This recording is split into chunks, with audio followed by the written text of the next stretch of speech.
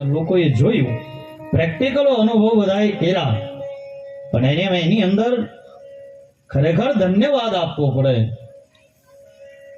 કે એની અંદર સેવા આપવા વાળા માણસોએ સેવા પણ બહુ આપી છે.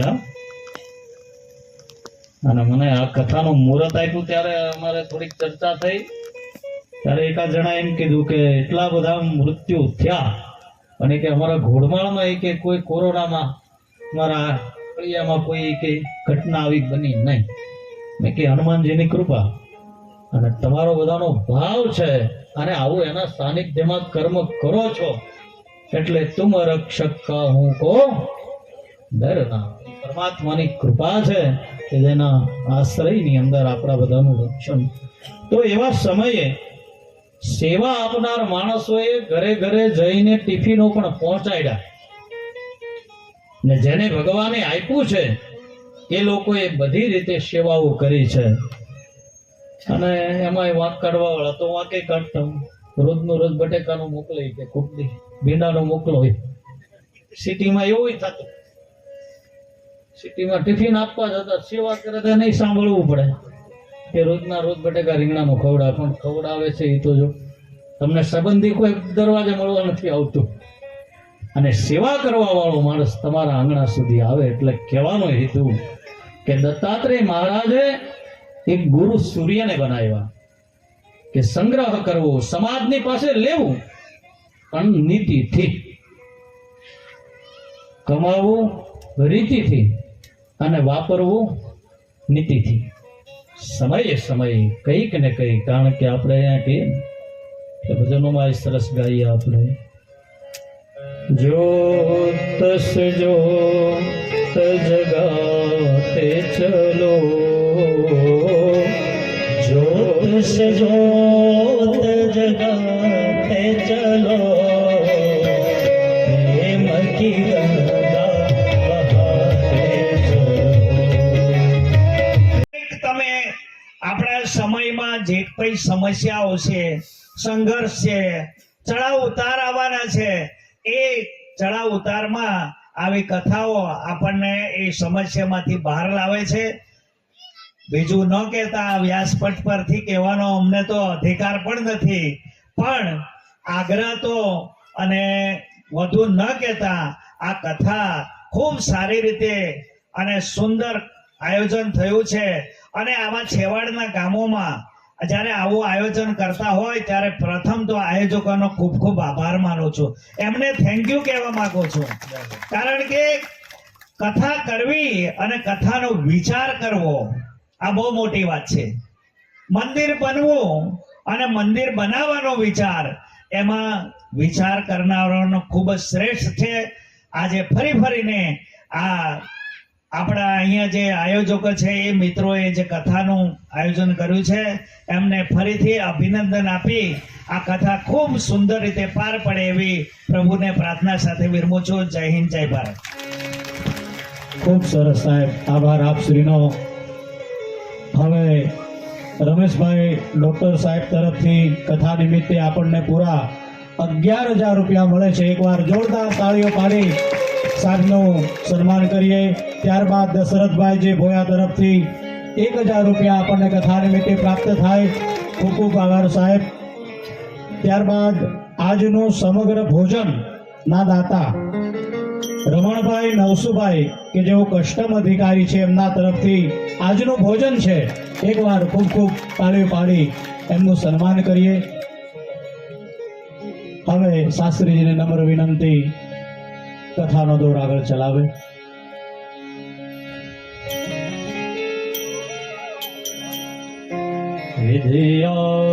વિધિયાદદાતિ વિનયમ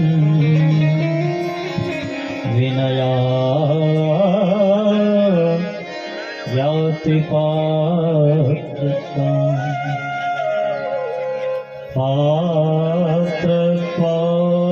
ધનમાપ્નોતિ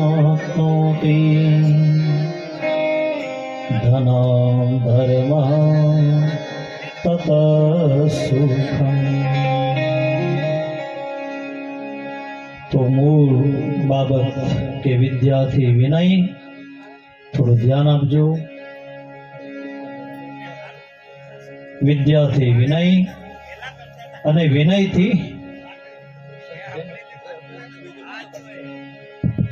હલો વિદ્યાથી વિનય, વિનયથી પાત્રત્વ અને યોગ્ય પાત્રત્વથી માણસને સંપત્તિ મળે છે. પણ એ સંપત્તિ મેળવ્યા પછી માણસે પોતાના ધર્મથી એ સંપત્તિનો સદુપયોગ કરવો. કંઈક ને કંઈક, હા, એટલે આપણે ગાયું ને, જોત સે જોત જગાતે ચલો, કંઈક ને કંઈક સેવા, એ જ મૂળ ધર્મ છે. એક ફૂલ સવારમાં ખીલે એટલે એનું ડેસ્ટિનેશન, એનો અંત આપણને ખબર જ છે કે સાંજ થાય એટલે આ ફૂલ અંદિરે જાય કે આ કોઈ બીજી પૂજામાં વપરાશે ને, નષ્ટા દ્રષ્ટા ભવિષ્યથી, એટલે એનો નાશ થઈ જશે સાંજ થશે ત્યાં. સવારમાં સૂર્ય ઉદય થાય, સાયં પ્રાતઃ પ્રાતઃ સાયં સતતમિતિ, ચક્ર ચાલ્યા જ કરે છે. સૂર્ય ઉદય થાય અને સાંજે સૂર્ય અસ્ત થાય. એમ સત્ય એ છે કે આપણો પણ જન્મ, જે કાંઈ કર્મ છે એ સાથળું આપણી આવનારું છે. કર્માનુગૌ ગચ્છતિ જીવલોકે, કે જે કાંઈ આપણે કર્મ કરી જશું એ જ આપણી સાથે આવનારું છે. તો આ ભગવાનની ભાગવત કથા, એના માટે આપણે અહીંયા કીધું કે જન જન્માંતર ભવે પુણ્યમ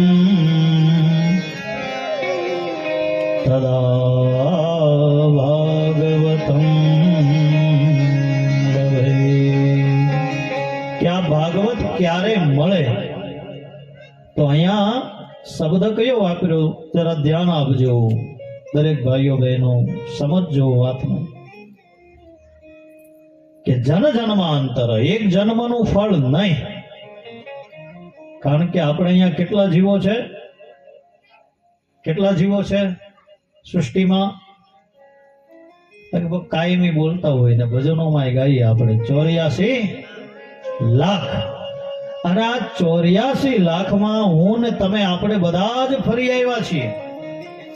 બધે જ ભ્રમણ કરતા કરતા છેલ્લે કયો દેહ મળ્યો? મનુષ્યનો. એટલા માટે વેદ કહે બડે ભાગમાં સતન પાવા સુર દુર્લભ સદગ્રંથ નિગાવા.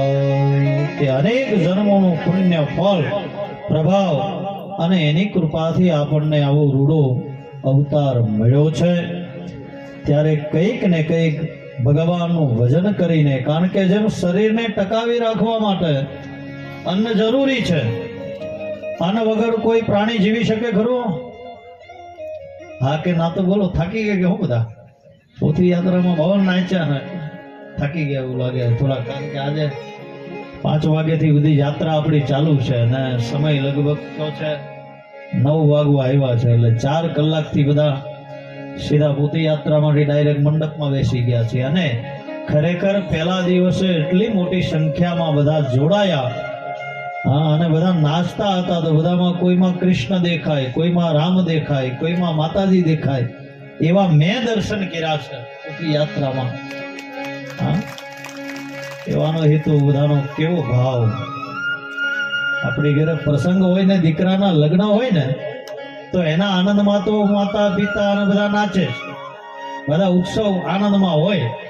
પણ જ્યારે આવી દેવની યાત્રા ચાલતી હોય ને એની અંદર જ્યારે તમારો ભાવ આવો જોડાય, સમજવાનો કે આ નારાયણની કૃપા છે.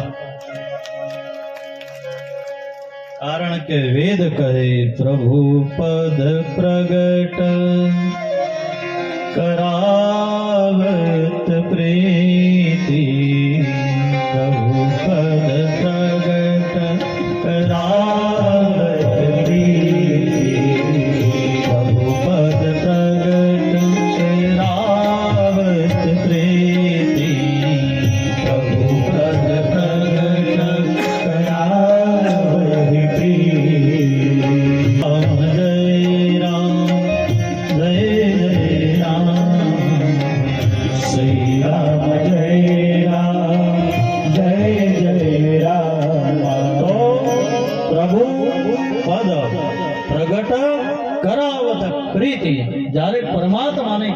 થાય ત્યારે જ માણસને ભગવાનના ભજનમાં રસ પડે.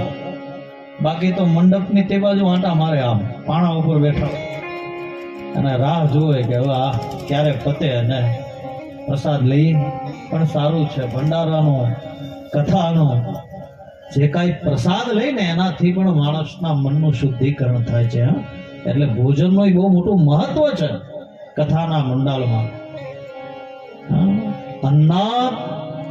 અન્ની અને એ પણ એક ઔષધિ છે અને એનું સેવન કંઈક ને કંઈક આવા તીર્થક્ષેત્રમાં કથારૂપી પ્રસાદ તમે જમો એટલે તમારા વિચારો પણ પવિત્ર થાય. પણ કંઈક પરમાત્માની કૃપા હોય તો જ એમાં પ્રીતિ લાગે, કથામાં, યાત્રામાં, સેવામાં. બાકી તો સેવા કરવા વાળા માણસ અહીંયા સેવા કરતો હોય, એને કીધું હોય કે જરાક અહીંયા આવીને એકાદી નેટ પાથર જે કંઈક બાંધજો, મારે કામ છે, મારાથી સમય અપાય એવો નથી. કહેવાનો હેતુ કે ઈશ્વરની કૃપા હોય એ જ માણસ કંઈક ને કંઈક નિમિત્ત બની શકે છે સેવામાં. જ્યારે પરમાત્માની પ્રભુ પદ પ્રગટ કરાવત પ્રીતિ, અને આવા સદવિચારો આવે સમજવાનું કે પરમાત્માની કૃપા છે. કંઈક ને કંઈક જીવનમાં સારા ભાવે નામ સ્મરણ કર્યું હોય, ધૂપ દીપ કંઈક કર્યા હોય, કંઈક ઉપાસના જ્યારે આપણી ફળે ત્યારે આપણને આ ભાગવત કથા મળે છે. એટલા માટે શબ્દ છે કે જન જન્માંતર, એક જન્મ નહીં પણ અનેકો અનેક જન્મનું ફળ ભેગું થાય ત્યારે આ કથા સાંભળવા મળે છે. બાકી તો મેં કીધું પર હોય પણ કથા શ્રવણ સાંભળી શકતો નથી, કૃપા ન હોય. એક ગામની અંદર સુંદર મજાનું કથાનું આયોજન થયું આપણે ગોળમાળની જેમ, અને ખૂબ આનંદમાં આખું જ ગામ ઉત્સવમાં કે 7 દિવસ સુધી અમારા ગામની અંદર ભગવાનની કથા ગવાશે. અને કંઈક ને કંઈક લોકોનો ભાવ પ્રેમ જોડતો રહ્યો, અને સાથે 7 દિવસ મહાપ્રસાદની બધી વ્યવસ્થા, અને ગામ આખું જ આનંદમાં કે 7 દિવસ સુધી ભગવાનની કથા અને ભજન અને ભોજન બંનેની વ્યવસ્થા. નગરમાં વાત ફેલાણી. પણ હવે ગામની અંદર એક વડીલ ઉંમરવાળા કોઈ દિવસે ભગવાનનું ભજન કરે નહીં. ગામનું મંદિર કેવું છે એ પણ એને જોયેલું, ગામનો ચોરો કેવો છે એ એને ખબર, પણ ગામમાં મંદિર કેવું છે એને ખબર. કારણ કે ગામના છોકરા બેહીને બધાની મારી તારી, એટલે એ બધું ખબર, સ્થાન ક્યાં બેહવું. હા, પણ મૂળ ક્યારેય ભગવાનની સેવામાં નહીં, ભક્તિમાં નહીં, પૂજામાં નહીં, નામ સ્મરણ ન કરે. એટલે ઘરના વહુ ને દીકરા બધાએ કીધું કે બાપા 7 દિવસ સુધી આપણા ગામમાં કથા થવાની છે, અને અમે તો સાંજ થાય એટલે નિત્ય કથા સાંભળવા નીકળી જાઉં. તમારે આવવું હોય ચાલો. બાબા કે તમે જાઓ, મારે આવવું. છોકરાનો વહુ કે પણ ત્યાં ભંડારો પણ છે, કથા વિરામ બાદ પ્રસાદ લઈને અમે બધા આવશું. તો તમે એકલા ઘેરે રહો તો રાંધશે કોણ?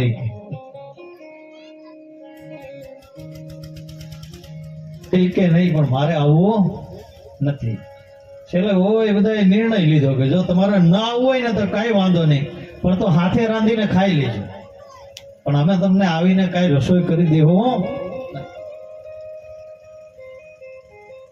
પછી છેલ્લે વડીલે નિર્ણય લીધો ચાલો નહીં ભાઈ, હું છે કથા જોઈએ બધાની હાથે. એટલે કંટાળી ખૂબ કીધું એટલે નીકળ્યા ઘરમાંથી. એટલે આપણે જેમ પોથી યાત્રા કાઢીને, હા, આપણે જેમ દાદાના સાનિધ્યમાંથી પોથી યાત્રા કાઢી એમ પોથી લીધી, ગામ આખું વાંચતે ગાજતે કથા મંડપ સુધી ભગવાનની પોથી યાત્રા પ્રવાહ નીકળ્યો. અને વડીલ પણ બધાની હાથે હાથે જોડાઈ ગયા. એટલે એમાં બન્યું એવું કે બાજુમાં કોઈ આવી અને પડ્યો ફટાકડો, ધાડ દીને અવાજ આવ્યો એટલે વડીલના કાનમાં ધાક બેહી ગઈ. પછી તો બધાની હાથે પોથી આવી ગઈ. વક્તાએ પોથીનું સ્થાપન કરી દીધું, વ્યાસજી બેસી ગયા. બધા લોકો બેસી ગયા, ભગવાનનું ભજન અને કીર્તન ધીરે ધીરે ચાલુ થયું. પણ આ વડીલને કાનમાં ધાક બેસી ગયા એટલે કાંઈ સંભળાય. વક્તાનું મોઢું જોવે એટલે લોકો હસે તો એ પણ હસે, લોકો તાળી પાડે તો એ પણ તાળી પાડે, પણ હું બોલે છે કોઈ શબ્દ સમજાય નહીં. એક દિવસ, 2 દિવસ, 3 દિવસ, દિવસો વીતવા લાગ્યા, પણ વડીલને ધાક ખુલે, છોકરા જાય એટલે બધાની હાથે બેહે મંડપમાં, પાછા આવી જાય. 5 દિવસ, 6 દિવસ ને 7 દિવસ પૂરા થઈ ગયા કથાના, પણ એને કોઈ વસ્તુ સાંભળી નહીં. છેલ્લા દિવસે પાછી પોથી વ્યાસજીએ લઈ અને જ્યાંથી પોથીની યાત્રા કરી એ દેવને પુણ્ય આપવા પોથીજીને ત્યાં લઈને પાછી નગર યાત્રા કાઢી. અને જેવી એ નગર યાત્રા કાઢી એટલે ત્યાં પાછા વડીલની બાજુમાં એક જણાએ આવીને ફટાકડો ફોડ્યો, અને જેવો ફોડ્યો એટલે એની ધાક ખુલી ગઈ.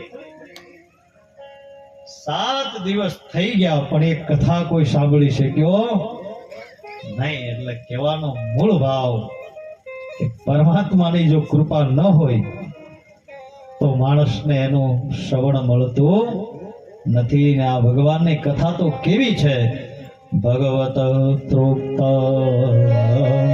ભાગવત, આ ભગવાને પોતે ગાયેલી છે. ભગવત પ્રોક્તા ઇતિ ભાગવત, ભગવાનના મુખે નીકળેલી વાણી છે એ જ આ ભાગવત છે. શબ્દ રૂપી એ પરમાત્માનું જ આખું સ્વરૂપ છે, અને એનું સાનિધ્ય એટલે આ કથા મંડપ નથી, પણ આ શું છે, કથા મંદિર છે. એટલે આપણે અહીંયા તો સત્સંગ કરીએ તો બહુ સુંદર હેડિંગ લખીએ. હું લખીએ આપણે વ્યાસનગર, શબ્દ મને બહુ સુંદર લાગે, વ્યાસનગર. એમ કથા મંડપ છે, એ કથા મંડપ નહીં પણ કથા મંદિર છે. એટલા માટે આપણે અહીંયા ભગવાન કહે ગૌવત્સલઃ, કે ગાયની પાછળ જેમ વાછોડતું દોડતું જાય એમ જ્યાં મારી કથાનો મંડપ લાગે છે ત્યાં હું પણ દોડીને જાઉં છું. આજે આપણે ભગવાનને આમંત્રણ આપ્યું, આજે ભગવાનને નિમંત્રણ આપ્યું, ભગવાનને આસન ગ્રહણ કરાયું, ને આજથી ભગવાન 7 દિવસ માટે પરમાત્માનું નિત્યવાસ આ કથા મંડપમાં રહેશે. એટલે તમે જે કાંઈ આવીને આ પોથીજીના દર્શન કરો ને એ સાક્ષાત ભગવાન નારાયણના દર્શન છે. કારણ કે ભગવાન જ્યારે સ્વધામ ગમન થયા ત્યારે નારદજીએ ભગવાનને પ્રશ્ન કર્યો કે પ્રભુ તમે સ્વધામ ગમન જાઓ પછી લોકોનું દર્શન અને પુણ્યનું ફળ શું? એટલે ભગવાને પોતાનું સંપૂર્ણ તેજ આ પવિત્ર ગ્રંથને અર્પણ કર્યું. એટલા માટે પોથીને આપણે ક્યાં મૂકીએ છીએ? માથા ઉપર, મસ્તકે. એ પોથીનું દર્શન એ પણ માણસને પરમાત્માના નામ સ્મરણ સાથે અનેક યજ્ઞ કર્મ કરવાનું પણ ફળ પ્રાપ્ત કરાવે છે. આજે કહેવાનો હેતુ કે એ ભાગવત મૂળ સ્વરૂપ પરમાત્માનું એની યાત્રાની આજથી આપણે શરૂઆત કરી દીધી છે. ત્યારે આપણે બધાને જ આમંત્રણ આપીએ. અને આ એક ગંગા છે, ખ્યાલ કરજો. કથા શું છે? ગંગા છે. પણ એ ગંગામાં નાહવા માટે તમારે ટ્રાવેલિંગ કરવું પડે. અહીંયાથી ટ્રેનનું રિઝર્વેશન લેવું પડે. અહીંથી વલસાડ જાઓ, ટિકિટ લો. એમાં તમને અત્યારે તો યાત્રાઓમાં એટલી બધી ભીડ છે કે લગભગ 15 મહિનો તો વેટિંગ આવે છે. નરેશ તો યાત્રા કર્યા જ કરે છે, પણ હવે ખબર હશે એને અનુભવ છે બધો, તો બધું વેટિંગ બોલે. પણ પેલા એ ત્યાં સુધી પાછું ત્યાં જવામાં સીટ મળે ન મળે, વ્યવસ્થા સારી મળે ન મળે, ત્યાં જાઓ એટલે જમવાનું સારું મળે ન મળે, થોડીક આવી તસ્તી ભોગવીને ગંગા સુધી જવું પડે. અને ગંગામાં નાવ ત્યારે એ ગંગાનું ફળ મળે. જ્યારે આ કથારૂપી ગંગા આજે તમારા ઘોડવાળમાં આવી છે, કાછડપાડામાં આવી છે, ત્યારે સૌ બધા એમાં ખૂબ સ્નાન કરજો અને 7 દિવસ સુધી પરમાત્માનું યજન કરી પોતાનું જીવન ધન્ય બને એ ભાવ સાથે.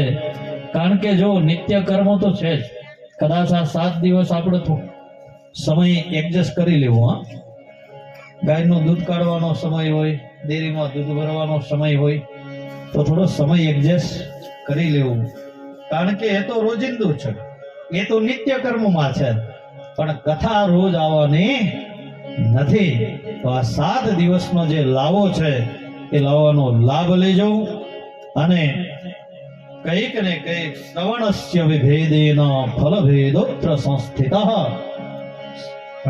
શ્રવણસ્ય વિભેદેન, શ્રવણ કરો, ફલભેદોત્ર સંસ્થિતઃ. શ્રવણ કરવાથી, એનું મનન કરવાથી કંઈક ને કંઈક જીવનમાં સારા સંકલ્પ અને સારા વિચારો સાથે કંઈક જીવનને પ્રભુત્વ મળે, એવું વાતાવરણ જીવનને મળે. એના મૂળ આશ્રયથી અને કંઈક ને કંઈક યુવાનોને ગામની અંદર ધર્મનો એક માહોલ બને, કંઈક ને કંઈક વ્યક્તિનો પ્રેમ ભાવ જોડાય. આ કથા છે ને એ જોડે છે. કથાનો ઊંધો અક્ષર કરો તો શું થાય છે?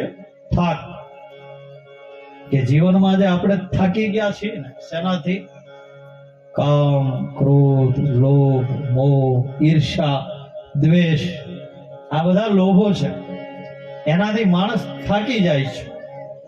તો આ બધા સડ વિકાર, આ બધા વિકારોમાંથી મને ને તમને કથા એ મુક્તિ આપે છે, શાંતિ આપે છે, પરમાત્માનું વ્યજન કરાવે છે. તો આપણે બધા જ બધાને કથાનું આમંત્રણ આપીએ કે નિત્ય આજથી 7 દિવસ શ્રવણ કરી અને બધા કથાનો લાભ લઈએ. સુંદર પંક્તિ છે ભજનની, કરીએ. આવો ભાઈઓ, આવો બહેનો, કથા ગંગાના. બોલો બધા. આવો ભાઈઓ, આવો બહેનો, કથા ગંગાના.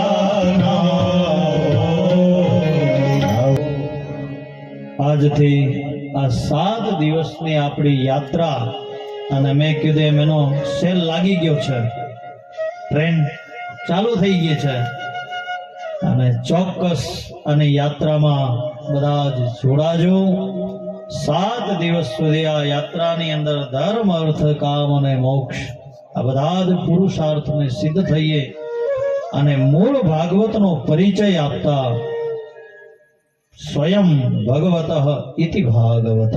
છેલ્લે સનત કુમારો કહે કે ભાગવત એ ગ્રંથ નહીં, પણ સ્વયં ભગવાન એ જ ભાગવત.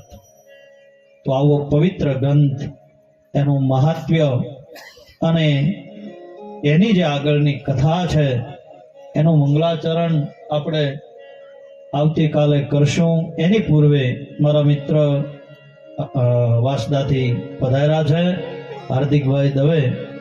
તો હાર્દિકભાઈને મારી વિનંતી છે કે આપ પધારજો, અમારા કથામાં અને આ કથાના યાત્રામાં પધાર્યા એ બદલ આપનો આભાર. અને જરા 2 મિનિટ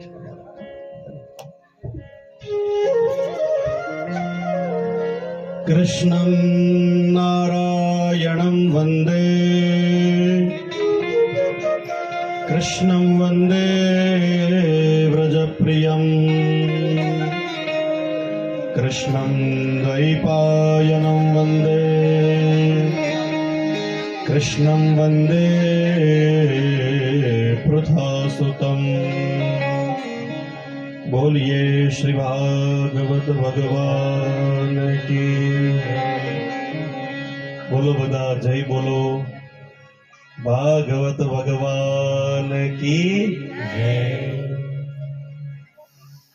પરમ પૂજ્ય વ્યાસપીઠ આસીન ભાગવત આચાર્ય, જ્યોતિષાચાર્ય એવા યોગેશભાઈ શાસ્ત્રીજી, સાથે મારા મિત્ર અંકુરભાઈ શાસ્ત્રી, તમામ સંગીતના ગંધર્વ, તેમજ આ ઘોડમાળ ગામ, કાસટપાડા ફળિયાના તમામ ભાઈઓ બહેનો, બધાને મારા જય શ્રી કૃષ્ણ. બોલો બધા જય શ્રી કૃષ્ણ. સુઈ નથી ગયા ને? કારણ કે શાસ્ત્રીજી બહુ સુંદર અને મધુર શૈલીમાં કથા કરે છે, એટલે અને સાથે સાથે આટલું સુંદર સંગીત, એટલે લગભગ ઊંઘ આવે, આનંદ આવે, મોજ આવે. એટલે હું એક વખત પાછો બધાને જય શ્રી કૃષ્ણ બોલાવી દઉં, એટલે થોડા થોડા બધાને જય શ્રી કૃષ્ણ. જય શ્રી કૃષ્ણ. આજ આનંદ, આજ ઉછરંગ અને આજ નેનોમાં ને સખી અમારે ત્યાં આજ કંચન વરસે ને. આજે ખરેખર ભગવાનની પૂર્ણ કૃપા તમારા ગામમાં, તમારા ફળિયામાં થઈ છે. કારણ કે ભગવાનનું સાક્ષાત વાણીમય સ્વરૂપ, જેને અક્ષર દેહ કહેવામાં આવ્યો છે, એવા સાક્ષાત શ્રીમદ ભાગવત મહાપુરાણની પધરામણી થઈ છે. આનું નામ ભાગ્ય છે, આનું નામ નસીબ છે. કે શાસ્ત્રીજી હમણાં કીધું ને કે એક નહીં જન્માંતરના જ્યારે પુણ્ય ભેગા થાય ત્યારે આ ગ્રંથ આપણને પ્રાપ્ત થાય છે. અને એ આ ગ્રંથના પરિસરની અંદર જ્યાં ભગવાનની કથા ગવાતી હોય ત્યાં કદાચ એક પરોઠી વાળીને બેસાઈ જાય ને તોય સમજી લેવાનો બેડો પાર છે. અરમાન જિંદગીના પૂરા થાય તોય ઘણું છે, અને બે ચાર સારા કામ આ શરીરથી થાય તોય ઘણું છે. હવે નથી રહ્યા જાજા અવરખા જીવનના, અને એક ઇજ્જતનું કફન ઓઢીને જવાય તોય ઘણું છે. કોઈ ભગવાન નારાયણને પ્રશ્ન કર્યો કે ભગવાન તમને તાત્કાલિક મળવું હોય, અત્યારે તો એમરજન્સીનો જમાનો છે, ફાસ્ટ ફોરવર્ડ જમાનો છે, વોટ્સએપ વાળો જમાનો છે, તો ભગવાન તમને એમરજન્સીમાં અમારે મળવું હોય તો અમારે તમારા કયા ઠેકાણે આવું, કયા એડ્રેસ ઉપર આવું, કઈ જગ્યાએ આવું? એટલે ભગવાન નારાયણ કહેવા લાગ્યા કે સાંભળો, જો મને તમારે તાત્કાલિક ધોરણે મળવું હોય તો વૈકુંઠમાં તો ભૂલથી નહીં આવતા. નાહમ વસામિ વૈકુંઠે યોગિનામ હૃદયેન ચ. હું કોઈ વૈકુંઠમાં રહેતો નથી, એટલે વૈકુંઠમાં તો તાત્કાલિક ધોરણે મળવા માંગતા હોય તો આવતા જ નહીં. એટલે સામેવાળાએ ફરી પ્રશ્ન કર્યો, તો ભગવાન ક્યાં મળો? ભગવાને કીધું યોગીનામ હૃદયેન ચ. વર્ષોથી પોતાનું શરીરને ગાળી નાખે તપ સાધના કરીને એવા યોગીના હૃદયમાં પણ ભગવાન કહે છે હું વિરાજતો નથી, હું ત્યાં પણ મળતો નથી. એટલે સામે વાળો અકળાઈ ગયો, તો પ્રભુ ક્યાં મળું? એટલે ભગવાન કહેવા લાગ્યા, મદ ભક્તા યત્ર ગાયંતી તત્ર તિષ્ઠામિ નારદ. જ્યાં મારી કથા ગવાતી હોય, જ્યાં મારું ભજન થતું હોય, જ્યાં મારું કીર્તન ગવાતું હોય, અથવા જ્યાં મારી પૂજા થતી હોય, ત્યાં હું તાત્કાલિક ધોરણે મળું છું. એટલે એનો સીધો મતલબ એવો થયો છે કે કથાનો સમય 7 વાગે હોય અને 10 વાગે વિરામ હોય તો ભગવાન લગભગ 6:45 વાગે અહીંયા આવીને બેસી જાય છે, અને આરતી થાય એટલે ભગવાન જતા રહે. એટલે જેને જેને પણ ભગવાનનો અનુભવ કરવો હોય, મુલાકાત લેવી હોય, તો એ બધાએ સમયસર કથામાં આવીને બેસી જવું. ને ઈશ્વર તત્વ એ અનુભવનું તત્વ છે, અને અનુભવ થાય. જેને શ્રદ્ધા હોય, જેને પ્રેમ હોય, જેને કરુણા હોય, એને હંમેશા ઈશ્વર તત્વનો અનુભવ થાય અને થાય. વધારે સમય નહીં લઉં, કારણ કે હું તમારી જેમ શાસ્ત્રીજીને સાંભળવા માટે જ આવ્યો છું. તો આપણે ફરી એમને પ્રાર્થના કરીએ કે ફરી આજની કથા તો જો કે વિરામ લઈ ગઈ છે, પણ આવનારા 6 દિવસ સુધી પોતાના જ્ઞાનથી, પોતાની વાણીથી આપણને ભગવાનની અનુભૂતિ કરાવી દે, એવી પ્રાર્થના સાથે મારી વાણીને વિરામ આપું છું. બધાને જય શ્રી કૃષ્ણ, જય શ્રી કૃષ્ણ. જય પરમાત્મા. આભાર. હાર્દિકભાઈને તાળીઓથી વધાવો. બહુ સુંદર અને બહુ સારી સહજ વાણીમાં આપણને એનું તાત્પર્ય સમજાયું. આ વચ્ચે કોઈ મહેમાન પધાર્યા છે, સપ્તાહ નિમિત્તે જે કાંઈ આપણને એમાં કથાના નિમિત્ત જે કાંઈ દાન, ફૂલ નહીતર ફૂલની પાકડી રૂપે આપણા યજ્ઞમાં જે કાંઈ આહુતિઓ આપે છે એમના નામ ભણાય આપણે બધા તાળીઓથી.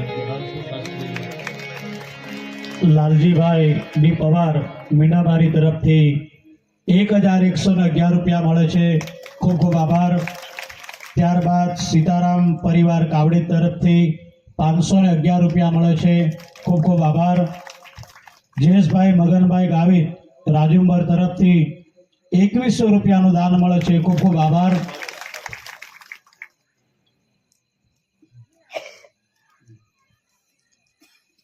ત્યારબાદ આપણી વચ્ચે મયંકભાઈ શાંતિલાલભાઈ રાણા સોનગઢથી પધાર્યા છે. એમનું ખૂબ સ્વાગત છે. સાહેબ આવો, આપનું સ્વાગત કરે. રામ બજરંગ યુવક મંડળના